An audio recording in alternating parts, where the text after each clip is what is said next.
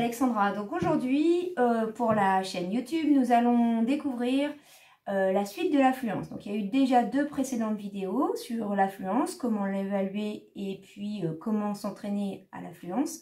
Aujourd'hui, on va voir l'autre versant de l'affluence qui est le travail sur la prosodie et la lecture à voix haute. Je vais travailler la prosodie et la lecture à voix haute, qui fait partie du travail de fluence. C'est de permettre aux élèves, comme pour le reste du travail, c'est-à-dire la rapidité de lecture, de permettre aux élèves d'accéder plus facilement à la compréhension.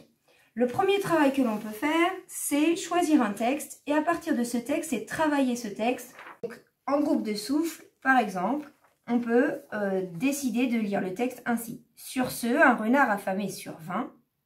Tiens, 2 casse-croûtes qui se battent, se dit-il. Travailler sur ces groupes de souffle par exemple, on peut d'abord débuter par un petit exercice qui est ce qu'on peut appeler la phrase à rallonge. Donc là, dans ce cas-ci, la grand-mère sort de la maison, on rajoute un autre groupe de souffle, la grand-mère sort de la maison et ouvre le courrier, puis un 3e groupe de souffle, la grand-mère sort de la maison et ouvre le courrier qu'elle vient de recevoir. Et la diction et l'articulation peut proposer de la lecture de plusieurs virelangues. Vous avez un exemple ici, si près, 600, si, 600, si près. Voilà.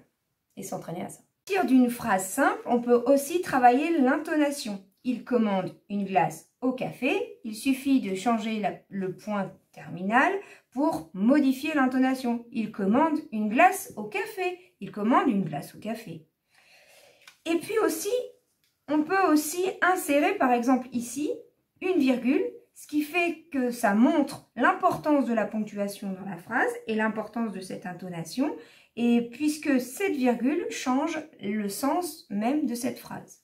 Pour que l'on s'entraîne plus souvent à travailler cette intonation, on peut aussi décider de faire un codage, c'est-à-dire bien montrer, mettre en évidence la ponctuation.